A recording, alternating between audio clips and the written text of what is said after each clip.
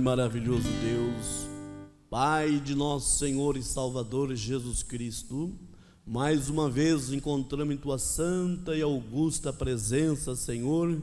Ó Deus, e bom é estarmos aqui, Senhor. Não temos nenhum mérito, nenhuma dignidade, Senhor, mas tudo é o Senhor em nossas vidas. Pai, continuamos a pedir, venha nos abençoar mais uma vez, após esses belos cânticos, meu Deus. Ó Deus, venha nos completar com a Tua palavra, Senhor, que é o pão descido do céu, é o pão partido entre nós. Perdoa, Senhor, as nossas debilidades, falhas, Senhor, e fale aos nossos corações através do Teu Espírito Santo, no nome de Jesus. Amém, Jesus. Bom dia, irmãos. Deus continue abençoando a todos, em nome do Senhor Jesus Cristo. Nós vamos ler a palavra de Deus em Romanos capítulo 8 e o versículo 35. Praticamente dando continuidade no que Deus falou conosco ontem. Ontem Deus falou conosco, usando o irmão Fábio, sobre como vencer. E realmente estão vivendo a era dos vencedores, né? E realmente Deus tem os seus aqui que vence. E Paulo disse: eu posso todas as coisas naquele que me fortalece. Então, Deus colocou em meu coração, desde ontem à noite, para falar sobre os pequenos testes, as provas que os cristãos passam, mas Deus o ama testar. Então Paulo diz assim em Romanos capítulo 8, o versículo 35: quem nos separará do amor de Cristo? A tribulação, ou a angústia, ou a perseguição, ou a fome, ou a nudez, ou o perigo, ou a espada? Como está escrito, por amor de ti, somos entregues à morte todo o dia, fomos reputados como ovelhas para o matadouro. Mas em todas estas coisas somos mais do que vencedores por aquele que nos amou. Amém. Podeis assentar-nos. Que o Senhor acrescenta as tuas bênçãos sobre a leitura da tua palavra, em nome de Jesus. Aos internautas também, nós dizemos a todos: Deus abençoe ricamente, em nome de Jesus. Amém. Irmãos, nós vamos pensando nos dias que nós estamos vivendo. Eu fiz aqui uma anotação: o que está imperando hoje no mundo, principalmente no mundo que não tem Deus, ou mesmo aqueles que têm Deus, até mesmo aqueles que têm a revelação, podem passar por esses 3 períodos que eu vou falar aqui, e pensando sobre 3 coisas que podem acontecer conosco. Mas se acontecer ou está acontecendo, existe uma via de escape para nós: olhar somente para Cristo e ver a nossa vitória. O mundo hoje se fala muito em depressão. Primeiro, depressão. Depressão quer dizer coisas passadas, que vem oprimindo a humanidade, vem oprimindo. A ciência fala de depressão, mas Jesus não chamou de depressão, Jesus chamou de opressão, correto? Por isso ele disse assim: vinde a mim todos vós que estáis cansado e oprimido. O que é a pessoa oprimida? Aquela pessoa que sente aquele aperto na sua alma, aquela opressão na sua alma, e parece que não tem saída. Olha, ele tem vontade muitas vezes de enfiar a sua cabeça num buraco e ficar ali só, e marido, mulher, filhos, pastor, ninguém, é ele Deus só. E você pensa: se Deus não estiver comigo agora, o que será? Irmãos, eu não vou falar aqui, mas esses dias a Fabiana estava falando de certos homens de Deus aí que cometeu coisas por causa da opressão. Eu vou dizer, na ciência, depressão, né, Fabiana? Depressão. Vê? Então são coisas que vêm acumulando, mas o nosso profeta pregou uma mensagem dizendo: deixando escapar a pressão. E só existe um lugar. Este lugar é em Cristo Jesus. Então a primeira coisa que está atingindo globalmente, possamos dizer, a humanidade é a chamada famosa depressão, a qual nós dizemos opressão.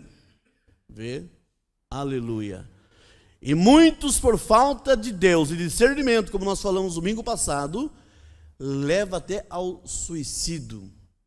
Vê? Por causa dessa maldição. Mas graças a Deus que temos uma válvula de escape, irmãos. É Cristo. Veja, primeiro então é depressão na ciência médica. O segundo é o estresse. As pessoas hoje vivem estressadas, irmãos, com tantas coisas a fazerem, e daqui, de lá, e é filhos, é genro, é nora, é serviço, a pessoa fica estressado. Então junta com o quê? Com a depressão. Né? Mas novamente, existe uma saída para nós. E essa saída é Jesus Cristo. Sobre a depressão, nós temos aqui o que diz o sábio Salomão em Eclesiastes capítulo 7, versículo 7. Ele diz assim, olha o que ele diz sobre a depressão. Aqui ele fala opressão, mas é a mesma coisa. Verdadeiramente que a opressão faria endoidecer até o sábio. Vê? E o suborno corrompe o coração. Então, quer dizer que a depressão pega pequeno, grande, até os sábios, até os grandes teólogos. Vê? Provérbios 7 e o versículo 7.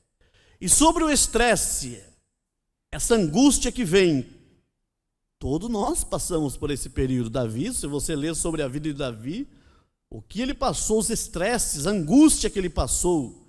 Veja, mas o próprio Salomão também diz no capítulo 24, versículo 10, ele diz assim: se te mostrares frouxo no dia da angústia, ou seja, do seu estresse, e que a tua força é pequena, será pequena. Vê? Então nós não podemos mostrar-lhes frouxos, irmãos, arrear, ainda que venha bater a porta de nosso coração, os estresses, a angústia, misturado com depressão, opressão. Lembre sempre, existe um escape. Jesus, a Paula cantou ontem aqui, né? Quem tem Jesus tem tudo. É uma realidade, mas quem não tem nada, não tem escape. Ele é a porta da entrada e da saída, São João capítulo 10. A terceira coisa que impera, qual é?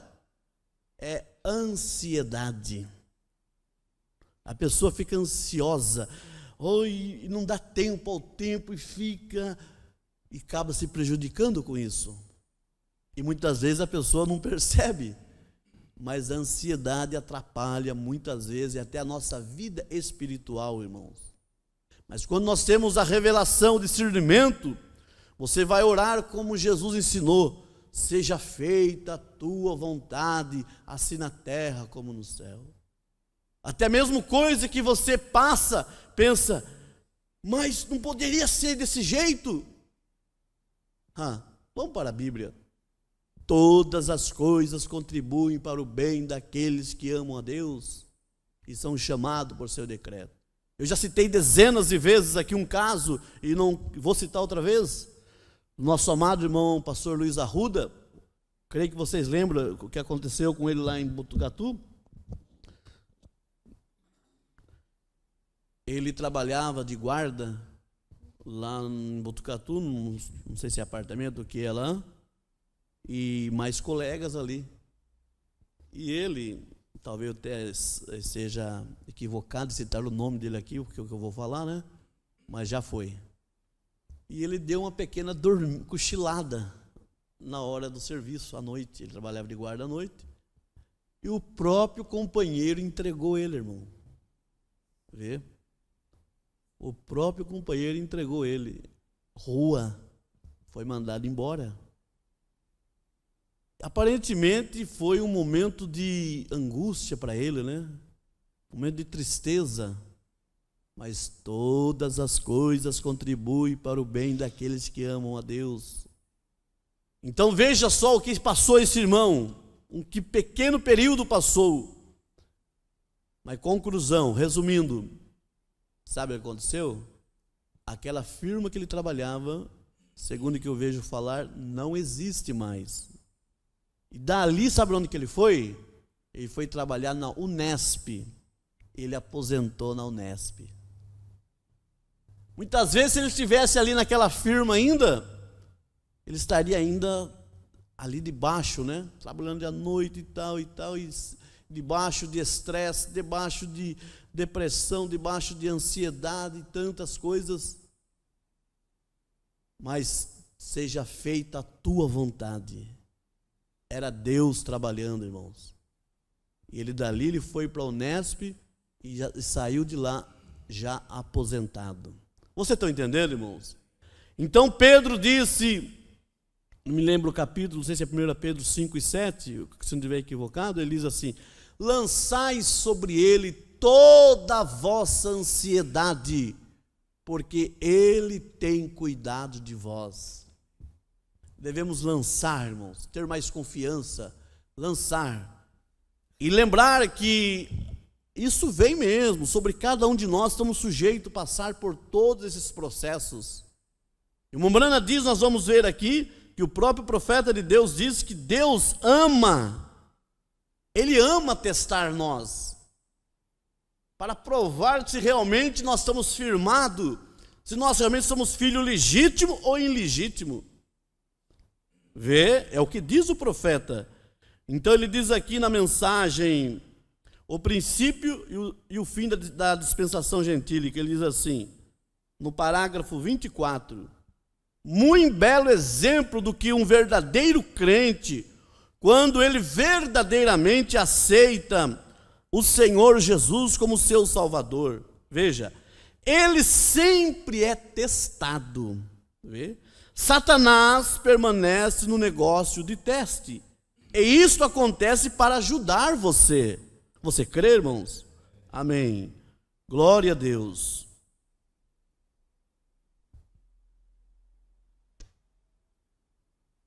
E isto acontece somente acontece para ajudar você. É para o seu bem, para o nosso bem. 25. Todo filho que vem a Deus deve ser testado, disciplinado, açoitado, em outras palavras, dar uma pequena surra, correção. E se Deus nos dá disciplina, não podemos suportá-la, então nós tornamos filhos ilegítimos e não os filhos de Deus. Vê? Agora, um homem que verdadeiramente tenha seu rosto voltado para o céu, não importa o que ocorra aqui na terra, ele ainda fica com seu rosto voltado ao céu. Seus amigos talvez o deixem, sua família talvez o deixe, até seu pastor talvez o deixe, porém há um que não o deixará. Esse é Deus. E quando você está decidido, eu gosto disso. Daniel havia queimado todas as pontes detrás dele. Ele não estava planejando mais voltar. Ele não estava observando o rastro que deixava. Ele estava olhando, esquecendo aquelas coisas quais estavam no passado. Ele avançava para o alvo da soberana vocação. Isso é o que nós deveríamos estar fazendo. Isso é o que a igreja deveria estar fazendo. Vê? Então, o povo de Israel ficou 70 anos ali, exilado, ali em Babilônia, debaixo daquelas opressões, daquelas depressões, debaixo daqueles estresses, tanta coisa. Mas havia ali alguns homens de Deus, Sidraque, Mesaque, Abdenego, poderíamos falar, e havia este homem chamado Daniel. Vê? Este homem que não cedeu por nada, irmãos, ainda que veio essas provações, aleluia, ele realmente não olhou para trás. Quando ele saiu, ele venceu, já deu, basta. E não olho para trás. Ele queimou as pontes, ele olha os rastros, nem olhava para trás. Ele estava olhando para quem? Ele estava olhando para a soberania de Deus. Que coisa maravilhosa. E como noto, então Deus permitiu Satanás dar-lhe teste. E eles o testaram pelo fogo. Eles os testaram também através da cova dos leões. E a todos os instantes Deus fazia que superasse mais do que vitoriosos. Muitos são os testes do justo, mas Deus o livra de todos. Quão maravilhoso isso é! Como agradecemos por isso! Provas, tribulações, testes, tudo contribui para o bem. Depois de um tempo, Deus pode ver então que Ele pode colocar sua confiança em você. E então Ele fará grandes coisas por você. Você crê, irmãos, que Deus pode fazer? Você crê que Deus pode depositar confiança em você? Deus pode colocar confiança em mim e em você, irmãos. A confiança dele é tão grande, ele sabe. Eu sei por onde o irmão Valério está andando. Eu sei por onde as irmãs estão andando. Eu sei os caminhos. Eu tenho confiança no meu filho. Ou será que Deus iria colocar uma confiança num homem que estaria num bar bebendo, estaria na prostituição, estaria mentindo, fazendo coisas trapassadas? Deus poderia colocar confiança nisso? Não. Mas por mais pequenino que nós sejamos, Deus colocou confiança em nós. Deus confia com você. Não me lembro que mensagem, mas tem uma mensagem como Branda diz: Deus vota em você e você vota em Deus? Se você vota em Deus, o céu está votado em você. Quer dizer, tudo está dando cobertura em você, tudo que é Deus está te guardando. Irmãos, vale a pena servir esse Deus, viu? Que coisa maravilhosa. Aleluia. Então veja, agora nós verificamos então que Daniel tornou-se um instrumento na mão de Deus, enquanto ele estava longe do seu próprio povo, fora da sua própria cidade, longe de sua própria igreja, numa terra estranha, Deus o usou. Agora você pode estar longe de tudo quanto você possa estar. Vocês podem estar longe de todos os seus entes queridos, ou você pode estar longe de sua igreja, porém, mesmo assim, você pode ser um instrumento nas mãos de Deus. Deus pode usá-lo para dar testemunho ou para qualquer coisa que Ele deseja usá-lo. Lindo exemplos. A Bíblia está tão cheia dessas coisas em todo lugar que você abre. Você não gosta de ler a palavra? Amém. Eu simplesmente leio e às vezes eu choro.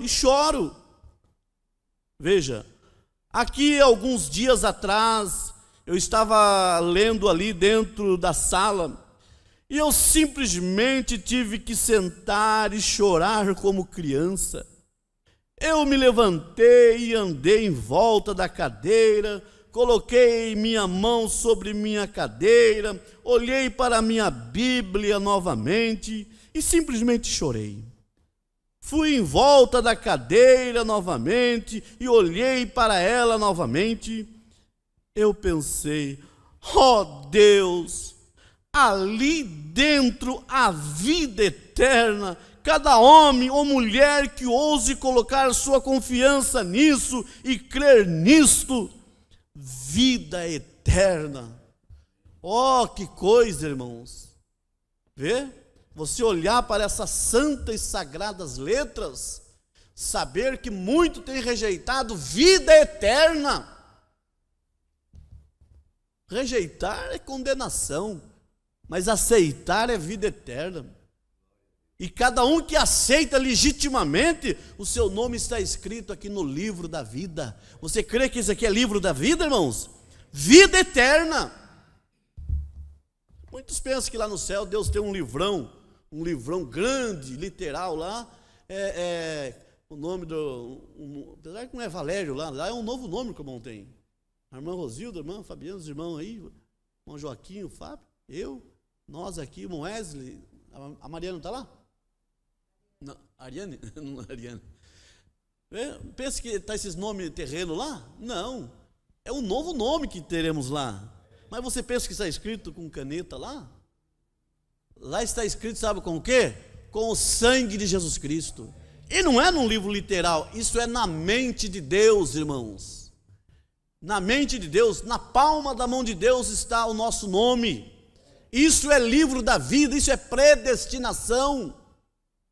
Que coisa maravilhosa. Hoje os religiosos, por não ter revelação, quem quer aceitar Jesus? E milhares, centenas de milhares de pessoas vêm para frente aceitar Jesus. E o pregador, entre aspas, cheio de Espírito Santo, faz a oração denominacional. Ó Deus, aqui está ele aceitando a Jesus. Correto. Escreve o nome dele no livro da vida. Incorreto, errado. Ou seu nome está lá, desde antes da eternidade, desde antes da fundação do mundo, ou oração nenhuma colocará o seu nome lá. Isso é por predestinação. O homem aceita ou não aceita, mas é predestinado. Deus tem o seu povo predestinado aqui na terra, irmãos. E Satanás tem o seu povo também. Por isso São João disse na sua carta, 1 João 3 e 10, nisto são manifestos os filhos de Deus e os filhos do diabo. É pesado isso, mas é palavra de Deus. Então se você vai para Apocalipse capítulo 13 e o versículo 8, veja o que diz. Não é eu que estou dizendo, não pensava nem dizer isso, mas Deus está nos levando a isso, vamos ver. Será que Deus escreve o nosso nome quando nós aceitamos aqui? Apocalipse capítulo 13, versículo 8, veja o que diz. Por isso que é bom ter profeta, irmãos. Quem que vai ser enganado pela besta? Apocalipse 13, 8. E adoraram todos que habitam sobre a terra. Olha, esses cujos nomes não estão escritos no livro da vida do Cordeiro, que foi morto desde a fundação do mundo. Você está vendo? Então, quando se fala que o Cordeiro foi morto, muitos pensam há 2000 anos atrás, literalmente sim. Mas na mente de Deus, o Cordeiro, Cristo, foi crucificado, sacrificado lá na eternidade, lá atrás. Antes que o mundo existisse, é o que diz a palavra, antes da fundação do mundo. E através, em outra escritura, chega a dizer que através do sangue de Cristo, Ele nos escreveu o nosso nome lá. Vê? O nosso novo nome. Isso é para quem, irmãos? Isso é para os predestinados. Deus tem os seus filhos como predestinado. Vamos ver aqui em Efésios capítulo 1. Efésios capítulo 1 e o versículo 4. Veja só. Como também nos elegeu. Quando eu aceitei Jesus aqui? Não. Como também nos elegeu nele antes da fundação do mundo, para que fôssemos irrepreensíveis diante dele em caridade. 5. E nos predestinou para filhos de adoção por Jesus Cristo para si mesmo, segundo o beneplácito de sua vontade. Verso 11. Nele digo, em quem também fomos feito herança, havendo sido predestinados, conforme o propósito daquele que faz todas as coisas, segundo o conselho da sua vontade. Então, irmãos, quando nós lançamos o apelo, alguém quer aceitar Jesus, e vem alguém para o altar aceitar Jesus, está correto. Mas isso quando prova que a pessoa vem com sinceridade e com aquele arrependimento, e aceita Jesus, e logo segue as etapas, batismo nas águas em nome de Jesus, santificação, justificação, santificação e batismo com o Espírito Santo. Isso está provando que ele é um eleito, porque Jesus disse: as minhas ovelhas ouvem a minha voz. Então, irmãos, isso quer dizer o quê? Cumpre o que Jesus disse em São Lucas 19, quando Zaqueu teve um encontro com Jesus. Jesus disse, quando falou com Zaqueu, e Zaqueu recebeu ali ele, Jesus disse assim: porque este também é filho de Abraão, porque o Filho do Homem, veja só, porque o Filho do Homem veio buscar os que se havia perdido. Umbranda diz assim: quando que nós estávamos perdidos? Aonde que nós se perdemos? Lá no Éden. Lá no Éden, Satanás tomou o livro da mão de Adão. Então, Umbranda diz assim: nós, como propriedade de Deus, temporariamente Satanás dominou cada um de nós. Por um homem entrou o pecado no mundo, Paulo diz, mas por um homem justo entrou a reconciliação, o perdão. Então em Adão todos nós morremos, porque todos pecaram e destituídos estão da glória de Deus. Mas quando Jesus, ele foi à sepultura, desceu até o inferno, ele tomou o quê? A chave da mão de Satanás. Isso é, ele tomou nós, cada um de nós possamos encontrar uma libertação. Quando ele estava sendo morto, ele pôde dizer: está tudo consumado, está tudo pago nesse momento. Então, irmãos, nós estávamos perdidos e fomos achados. Nós estávamos mortos e revivemos. Vê? Isso é os predestinados à semente de Deus. Por isso, irmãos, que existem essas duas sementes na terra. Eu não sei quem é e não podemos julgar esse nem aquele, mas a Bíblia fala do trigo e do joio, né? Então podemos ver que ambos se alegram, tanto a semente de Deus como a semente religiosa, a semente cainita, se alegra. Você vê uma plantação de arroz, quando está perecendo com a seca e vem a chuva, aquilo glorifica Deus e vibra e se alegra. Jesus falou sobre isso, mas não vai ficar baseado somente nisso daí não, porque ali está o joio ali sofrendo também, vem a chuva, ele fala em língua, ele se alegra, ele vibra também. Tanto o arroz, a soja, o milho, como o joio ali vai. Por isso Jesus disse, olha Mateus 24, se possível fora, enganaria até os escolhidos. Mas graças a Deus que os escolhidos não é enganado, porque nós temos uma percepção profética. Você tem na sua alma a revelação, o que é a palavra de Deus. Ô irmãos, parece que até desviamos aqui um pouco do nosso tema, estamos falando sobre teste, mas temos aqui 10 minutos para nós concluirmos, então quero ver se eu consigo aqui, pelo menos mais um pouquinho aqui. É o que Deus tem para nós e nós não devemos ir mais além do que isso ou aquilo. Louvado seja Deus. Então veja só, falando ainda sobre batalha, provas, testes, o profeta de Deus segue dizendo aqui no parágrafo, vou pular aqui para o parágrafo 34. E ele disse, examinai as escrituras, porque cuidais ter nelas a vida eterna, e são elas que de mim testificam. Examinai a Escritura. A palavra de Deus é lâmpada para os nossos pés, que nós sejamos guiados, então. É a luz que segue o caminho, que nos leva à vitória, que nos leva de vitória a vitória. Então veja, 36. Agora, antes que você possa ter uma vitória, tem que haver uma batalha. Pense bem nisso. E se não houver batalhas, não há vitórias.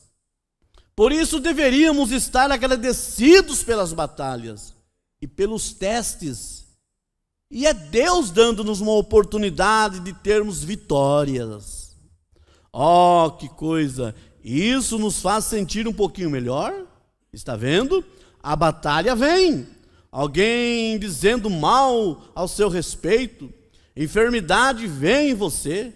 Talvez Deus lhe dê essas aflições leves para que Ele possa curá-lo e mostrar seu favor a você. Deixá-lo ver o que Ele quer dizer com isso. Ele o ama. 37. A antiga história de pastor que era contada lá em Jerusalém, nas Terras Santas, de um pastor que estava carregando uma ovelha, e ele disse: por que você a está carregando? Disse: ela está com a perna quebrada. Alguém perguntando, né, ao pastor. Disse: como ela fez isso? Caiu em um rochedo íngreme? Disse: não, eu quebrei a sua perna. Pastor maldoso, será que é mesmo? 38. Ele disse: ora, você é um pastor cruel, quebrar a perna dessa ovelha? Disse: não, eu amava. Ele disse: ela se desviava e eu não conseguia fazê-la obedecer-me. Então quebrei sua perna para que eu pudesse dar-lhe atenção a mais, para que então ela me amasse e me seguisse. Vê? 40. Às vezes Deus tem que nos deixar sucumbir apenas um pouquinho na saúde, para nos dar um pouco mais de atenção, para nos colocar sobre o seu colo, para nos aconchegar ao seu seio.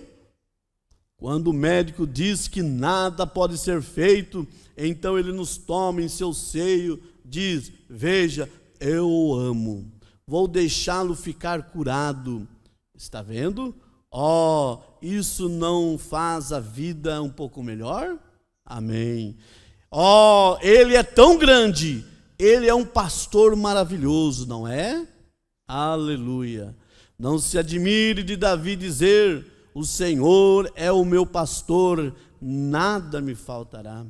E como ele nos guia mansamente às águas tranquilas, e refrigera a sua alma, e faz os nossos cálices transbordarem, e nos unge na presença do inimigo. Você já foi ungido na presença do inimigo? Apenas para testificar, até que o seu cálice simplesmente transbordasse. Você sabe quão maravilhoso é ser ungido quando na presença do seu inimigo. Agora note então, Deus tomou o rei Nabucodonosor, fez dele um instrumento em sua mão, e quando o rei Nabucodonosor morreu, depois que ele tinha reticência, a grama cresceu, seu cabelo como leão, ou como penas de águia, e unhas de seus dedos como as garras da águia, e assim por diante. E Deus teve que fazê-lo saber quem era o verdadeiro rei. Vê que situação que chegou aquele rei, né? Mas tudo isso ele passou por essa transformação terrível, porque ele estava se gloriando muito, né? E sabendo que existe um rei, e esse verdadeiro rei é o nosso Deus. Vamos seguir mais um pouco. Depois da sua morte, Belsassar, seu neto, o sucessor. Então ele foi mais ímpio do que o rei Nabucodonosor. E uma noite lá eles tiveram uma enorme festa. Eles chamaram todos os seus magistrados e todos os oficiais para uma grande farra. E enquanto eles estavam tendo esta farra, e eles foram e gritaram e tomaram os vasos, santos vasos de Deus, apenas para zombar de Deus e beberem vinho para seus deuses, um brinde nos vasos do Senhor. Misericórdia. Agora, é permitido que alguém vá até certa distância, porém, há uma linha de separação entre a vida e a morte. Você nunca pode cruzar isso, está vendo? Você pode seguir com suas pequenas insensatez por um tempo, porém é melhor você saber onde está a linha. O Senhor já advertiu em alguma coisa.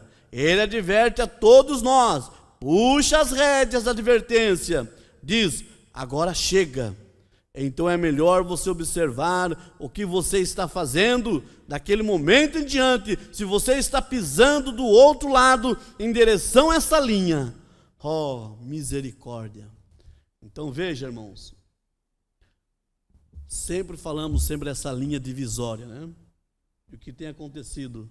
Deus traçou essa linha e disse, vá até ali, não atravesse. E Deus sempre está nos advertindo. Graças a Deus, que é o amor de Deus, né? E eu creio que como nós, filhos de Deus, eleitos de Deus, nós não queremos em nossa alma atravessar essa linha.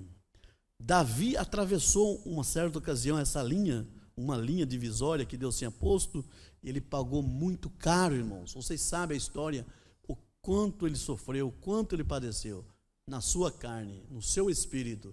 Mas graças a Deus que em sua alma ele era um predestinado.